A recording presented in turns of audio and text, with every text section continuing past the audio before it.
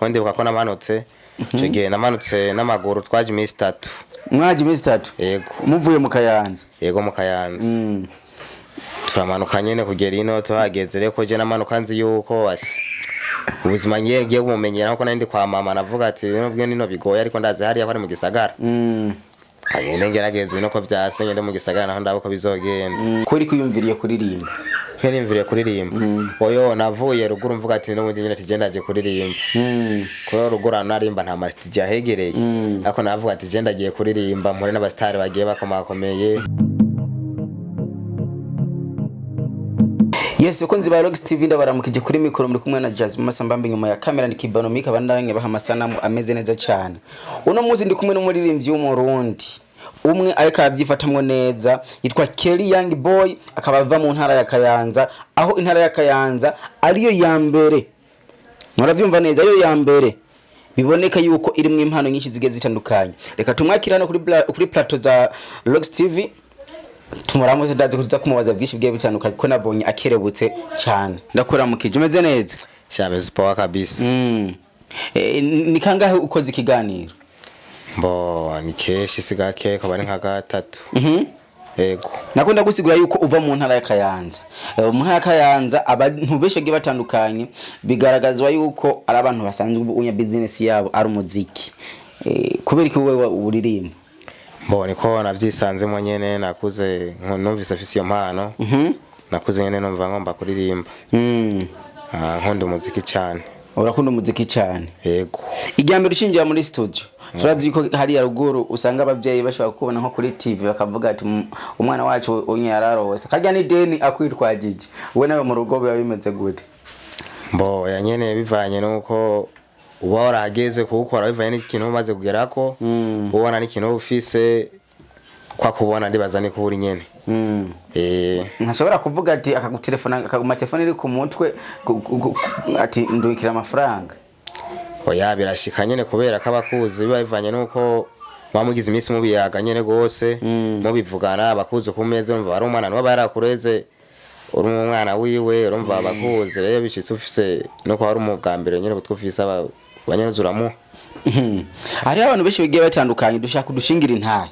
Hari abantu beshi bigiye batandukanye bamaze gushika mu gisagara ca Bujumbura bakubwira ati man je narahuye n'ibibazo ibibazo bishigiye bitandukanye ugishika i Bujumbura. Ikintu ca mbere street yakubaye kuvuga ati jewe kweri nimumbane meze kunyene aji ntahe ndayishinga yarigeze kumbako. Mbo ndibuka igihe kimwe impanuka mbona we n'ibibazo byinshi bitandukanye no kugera ni Bujumbura vyonyene. Zari ngorane nyene bashaza hatari sana. Ko ndibuka ko namanutse ico gihe namanutse n'amaguru twaje iminsi 3. Mwaje iminsi 3? Yego. Muvuye mu Kayanza? Yego mu Kayanza. Turamanuka nyene kugera ino tuhageze reko je namanuka nzi yuko ubuzima ngiye kumumenyera ko nandi kwa mama navuga ati nubwo nino bigoye ariko ndazi hari yakore mu gisagara. Ayene ngerageze no ko byase ngende mu gisagara naho ndabo ko bizogenda. Hama nyene ndahagera nyahagera cyasanga ni ngorane kabisa bashane hatari sana. Ingorane nyabaki uduha umuco. Mbo kuno byagenze namanutse ubwa mbere ngezeho twazananya carana mu ibarabara. Antaye mu ibarabara rero cyenda tangura bashenda buri yomva niyonja ryari ryambere ndahageze sinebwaje n'umunsi warimwe. Ico gihe wibuka ko washikiye hehe aho yagutereye? Ico gihe nashikiye mu Kamenge. Niho nashikiye yego. Ndibuka ko hariho nashikiye gusa mugaheze iminsi mikeya campora n'umuntu wacu. Mune wacu ariko none yarari ku kazi ico gihe. Ariko kazi nyene yaheze iminsi arantunga ariko ababosi baravuga ati umuntu tunze ni gute. Ubwa mbere yantunga mu ibanga. Antunga ariko baravamo barabibona avuga ati jewe ni petit frère yaje kundaba. Ariko yenda hamara iminsi hafi nk'indwi yose. Nawe acambwira ati ibintu ntibikunda arabakunta. Nawe akazi kaca karamuherana caravuga ati tuduge rero guru twese genzo manuka gupambana ukundi. Nuko cha tuvuga ati tuduge rero ariko umupeti aho kuduga mwace muduga. Oya bacho amafaranga bacha kumuhemba nawe ntatike yari afise. Caravuga ati resa harabavye kabisa. Musha mubaho gute ino? Mbo umupeti rero yaciyaronka kandi kazi. Yarosa kandi kazi nanje ngo manyene rimwe barabara konyene kubera nari kandi umupeti nyene. Bari umupeti yego savye akazi ntibakamba baje bakanyama ngo aracyari kadogo ntako yoshobora. kuko waje Bujumbura kera niyo mpamvu ni direct zawe umenga zivara nk'imiliyoni 5. Shawo yanaye naje imyaka ko ndamaze igihe kinini. Yego. Abantu benshi bagiye batandukanye barakunda kuvuga ati uje Bujumbura ariko ryambere akunda guhura n'abambuzi bakakwambura. Wewe ukano karamaze kukubako. Byarashitse wangu. Byarashitse kabisa ko ndi bukigiye kimwe nyene. Ariko ico gihe nagiye gukora nyene mu Ngagara. Nasokazi mu Ngagara. Naho nyene yambara imyaka sinzi ko byagenze akazi kaheze mu ijoro. Kaheze mu ijoro rero bashace baranyirukana umunsi nyene aho nyene gusa ko yanashikiye mu Kamenge namaze kumenyana n'abantu bake cyane yaranje Kamenge nyene ndavuga ati yave subireyo ndabe ko bigenda ariko ndi sine bwamenyere cyane ko namaze nk'amezi nka 5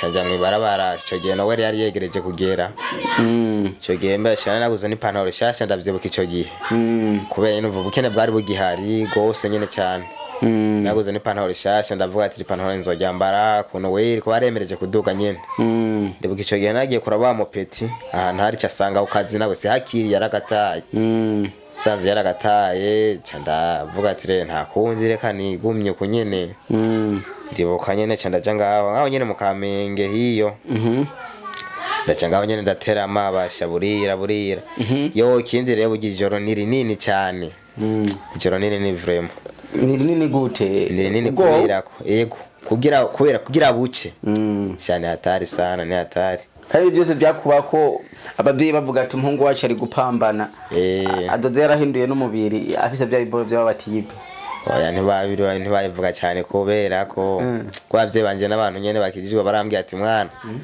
tuzogumana nyene yandero ya kwa kundi nyene ariko n'ubu sinataye indero niko nkiri oya nta matatuwaje uratangura gushira amatatuwaje ariko ntacyo yica bakubwira yuko kumanya amaze gushaka tatuwaje ngaba bise byishimuremere mu mutima ngo nikigaragaza yuko aba bise byinshi shawa ya n'ubeshi sibyo tuje ku muziki wawe nawe hama urahuye n'ivyo bibazo ko uri kuyumviriye kuririmba nkenimviriye kuririmba oyo navuye ruguru mvuga ati n'ubundi nyine tigendaje kuririmba ko ruguru narimba nta mastigi yahegereye ariko navuga ati gendagiye kuririmba mpore n'abastari bagiye bakomakomeye ko narabumva ko ndibuka je n'igihe kimwe nkiri ruguru ubwa mbere nataki na kimwe ndamenya atana kimwe je navuga ati kabisa jewe ndakeneye kubona nk'abarimvye nka bafizo nka basatobi ko narabumva ndavuga ati je kabisa je ndakeneye kuzohura nabo impera n'imperuka